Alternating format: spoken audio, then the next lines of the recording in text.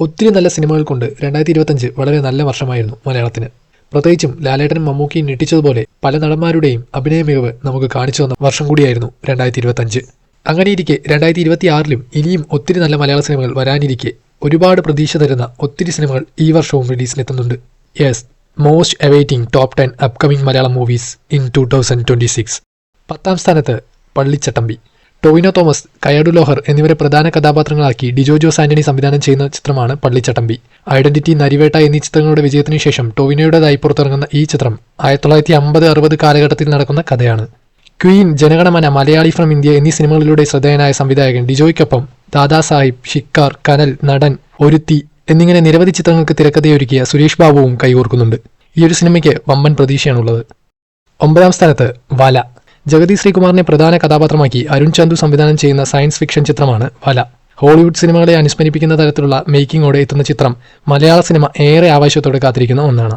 Professor അമ്പിളി അഥവാ uncle lunar എന്നാണ് ചിത്രത്തിൽ അദ്ദേഹത്തിന്റെ കഥാപാത്രത്തിന്റെ പേര്. സിനിമയിലെ കഥാപാത്രങ്ങളെ പരിചയപ്പെടുത്തുന്ന ടീസറിന് വൻ സ്വീകാര്യതയാണ് ലഭിച്ചത്. 8ാം സ്ഥാനത്ത് ബാലൻ. മലയാളത്തിലെ ഓൾ ടൈം ബ്ലോക്ക് ബസ്റ്ററുകളിൽ ഒന്നായ മഞ്ഞുമൽ ബോയ്സ് എന്ന ചിത്രത്തിനു ശേഷം സംവിധായകൻ ചിദംബരൻ സംവിധാനം ചെയ്യുന്ന ചിത്രമാണ് ബാലൻ. രോമാഞ്ചം, ആവേശം എന്നീ ഹിറ്റ് സിനിമകൾ ഒരുക്കി ശ്രദ്ധേയ നേടിയ സംവിധായകൻ ജീതു മാധവനാണ് ചിത്രത്തിന്റെ രചന നിർവഹിക്കുന്നത്. പൂർണ്ണമായും പുതുമുഖങ്ങളെ അണിനിരത്തി ഒരുക്കുന്ന ചിത്രം നിർമ്മിക്കുന്നത് KVN പ്രൊഡക്ഷൻസും ടെസ്പിയൻ ഫിലിംസും ചേർന്നാണ്. മഞ്ഞുമൽ ബോയ്സിന് വേണ്ടി അമ്പരപ്പിക്കുന്ന സെറ്റുകൾ നിർമ്മിച്ച അജയൻ ചാലിശ്ശേരിയാണ് ഈ ചിത്രത്തിന്റെയും പ്രൊഡക്ഷൻ ഡിസൈനർ. സുഷിൻ ശ്യാം സംഗീതമൊരുക്കുന്ന ചിത്രത്തിനു വേണ്ടി ക്യാമറ ചലിപ്പിക്കുന്നത് ഷൈജു ഖാലിദാണ്. 7ാം സ്ഥാനത്ത് അതിരടി. ബേസിൽ ജോസഫ് എന്റർടൈൻമെന്റ്സിന്റെ ബാനറിൽ ബേസിൽ ജോസഫും ഡോക്ടർ അനന്തു എന്റർടൈൻമെന്റ്സിന്റെ ബാനറിൽ ഡോക്ടർ അനന്തുവും ചേർന്ന് നിർമ്മിക്കുന്ന ചിത്രമാണ് അതിരടി. സിനിമയിലെ ബേസിൽ ജോസഫിന്റെ ക്യാരക്ടർ പോസ്റ്റർ സാമൂഹ്യ മാധ്യമങ്ങളിൽ വൈറലായിക്കൊണ്ടിരിക്കുകയാണ്. ബേസിലിനൊപ്പം ടൊവിനോ തോമസ്, വിനീത് ശ്രീനിവാസൻ എന്നിവർ പ്രധാന വേഷങ്ങളിൽ എത്തുന്ന ചിത്രം ഒരു പക്കാ മാസ് എന്റർടൈനറാണ്.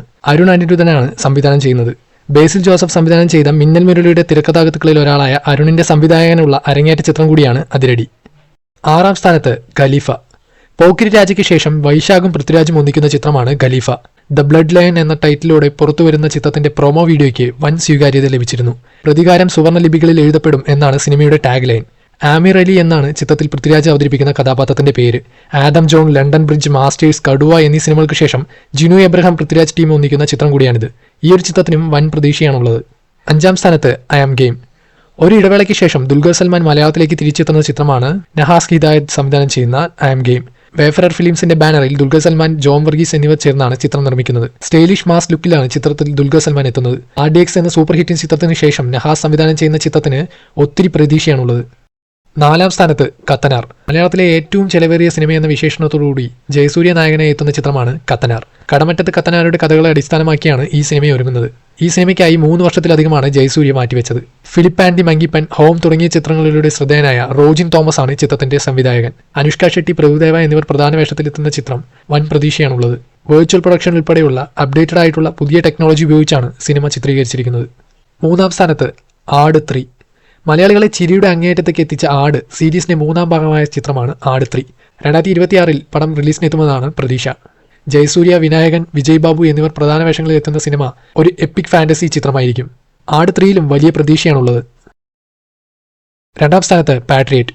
17 വർഷങ്ങൾക്ക് ശേഷം മോഹൻലാലും മമ്മൂട്ടിയും ഒന്നിക്കുന്ന ചിത്രമാണ് പാട്രിയറ്റ്. മഹേഷ് നാരായണന്റെ സംവിധാനത്തിൽ ഒരുങ്ങുന്ന ചിത്രത്തിൽ ഫഹദ് ഫാസിൽ, കുഞ്ചാക്കോ ബോബൻ ഉൾപ്പെടെ ഒത്തിരി വൻ താരനിരയാണ് അണിനിരക്കുന്നത്.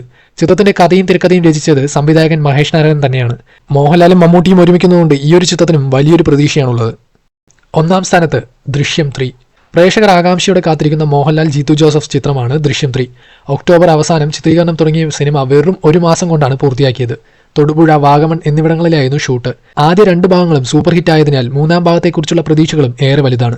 3ാം ഭാഗത്തിന്റെ തിയേറ്റർ ഡിജിറ്റൽ റേറ്റ്സ് റിലീസിന് മുമ്പ് തന്നെ വിറ്റുപോയി കഴിഞ്ഞിരുന്നു. 100 കോടിക്ക് മുകളിൽ ബിസിനസ് ഇതുവരെ നടന്നുവെന്നാണ് റിപ്പോർട്ട്. കൂടാതെ ചത്ത പച്ച, ടിക്കി ടാക്ക, ബത്ലഹേം കുടുംബ യൂണിറ്റ്, മമ്മൂട്ടി ഖാലിദ് റഹ്മാൻ സിനിമ, മോഹൻലാൽ തരുൺ മൂർത്തി സിനിമ, വാഴ 2 എന്നീ സിനിമകളും ഈ വർഷം വരുന്നുണ്ട്. ഈ ലിസ്റ്റ് കണ്ടാൽ തന്നെ അറിയാം 2026ലും ഒത്തിരി നല്ല മലയാള സിനിമകൾ നമുക്ക് ലഭിക്കുമെന്ന്. ഈ ലിസ്റ്റിന് പുറമെ ഇനിയും ഒത്തിരി സിനിമകൾ വരാനുണ്ട്. നിങ്ങൾ ഏറെ പ്രതീക്ഷയോടെ കാത്തിരിക്കുന്ന സിനിമ ഏതെന്ന് കമന്റ് ചെയ്യുക. വീഡിയോ ഇഷ്ടപ്പെട്ടാൽ ലൈക്ക് ചെയ്യുക. ഈ ചാനലിലെ മറ്റു വീഡിയോകളായ പാട്ടുകളില്ലാതെ വന്ന സിനിമകൾ, മികച്ച 10 മെയിലീഗോ സിനിമകൾ, മലയാളത്തിന്റെ ഭാവി നടന്മാർ, മലയാളം സിനിമകളിലെ അബദ്ധങ്ങൾ എന്നീ വീഡിയോയുടെ ലിങ്ക് താഴെ ഡിസ്ക്രിപ്ഷനിൽ കൊടുക്കാം. ഒന്ന് കണ്ടു നോക്കൂ. അപ്പോൾ മറ്റൊരു പുതിയ വീഡിയോയുമായി വീണ്ടും കാണാം. ബൈ.